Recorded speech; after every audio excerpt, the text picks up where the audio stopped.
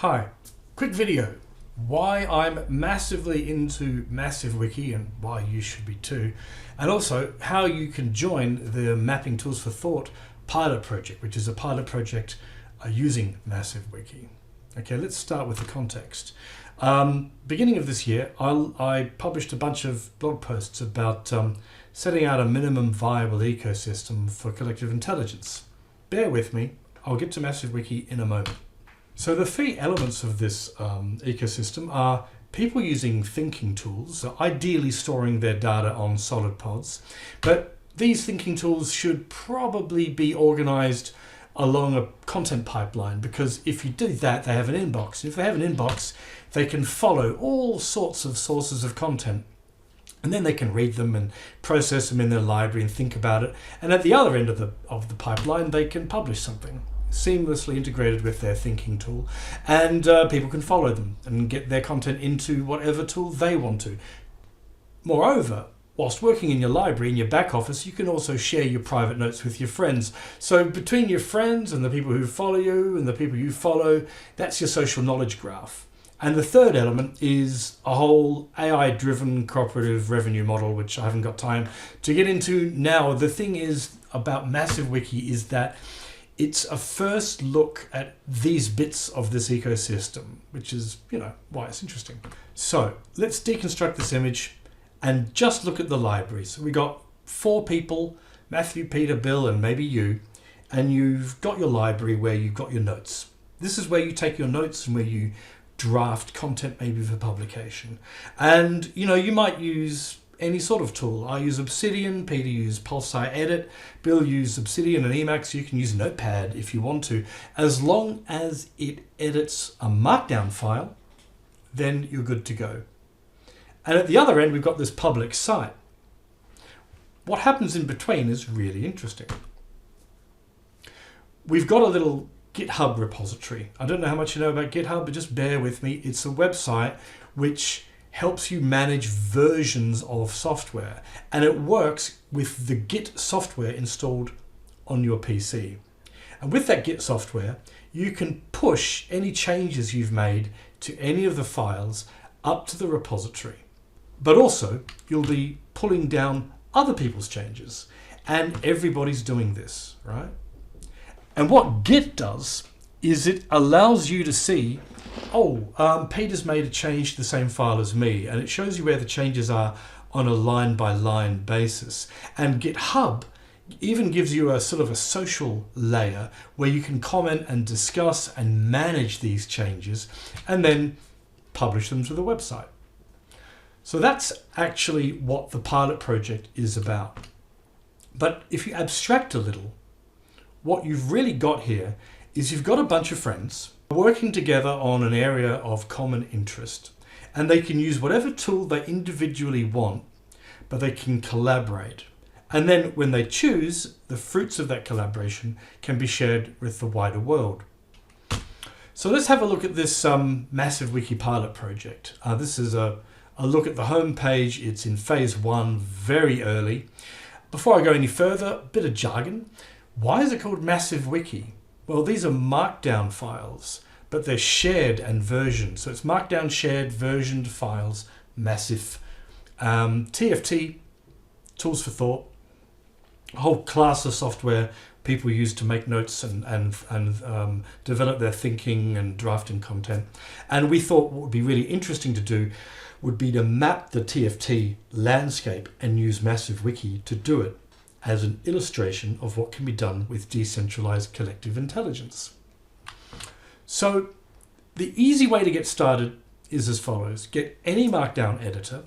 I use Obsidian because it's the first one I've really started using, and it plays nicely with Git. You're also going to need to get Git software on your machine. You'll probably only even have to look at it only once. And you'll need a GitHub account. Okay, and that's like you go to github.com and get an account. It takes about 2 minutes. And then join us on Mattermost. We've got a couple of channels. The URL is there. We're currently holding at least one meeting every week, and ask for help and we'll walk you through it. But if you want to do it yourself, Well, all I can do is I can show you how to use Obsidian. So get yourself Obsidian, install the Obsidian Git plugin. There are a couple of options you need to set, and you've got the screenshot there, and the blog post along with this video explains, sets out exactly what those options are. Get the Git software, get a GitHub account. Then go to the TFT map repository, and the link is in the blog post, and clone the repository, which basically what that does is it takes all of the markdown files behind the website and it puts it on your PC, puts it in a folder on your PC. Choose whatever folder you like, but just don't put it in a OneDrive folder. And then you open that folder as a new vault in Obsidian. And what that gives you is something like this. So here I am with Obsidian open, and I've opened my vault called TFT map. And on the left-hand side, I've got the files which I got from the repository. There's an attachments folder that's for images and stuff like that. There's a blog folder for the various blog posts. The map is composed of a number of different files which are in the map folder, and the project has got everything else. So when you've cloned the repository, these are now your files. They're on your hard disk. You can do whatever you like with them. But if you want to collaborate with the rest of the community working on the map, then you're going to need to do a couple of things. Let's imagine, for example, that I decide I want to create a new file which is going to do a menu of all the blog posts. Now this is a static site right now. I'm doing it manually because we're in phase 1. So I'm going to start putting a couple of links in here, a minimum. There is my first blog post, and I'm going to, it's got 3 sort of sub posts.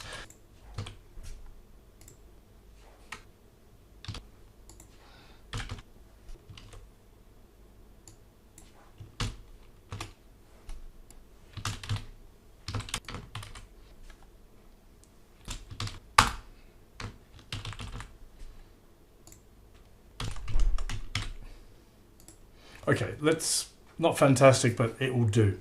So on the right hand side here, we've got the Obsidian Git plugin open. You can easily get that by just going to, obviously if you don't know your way around Obsidian, join us at the Mattermost channel.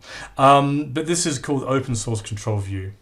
And this is the interface of the plugin that allows you to both pull down changes by other people in the project and also push your changes up to the repository.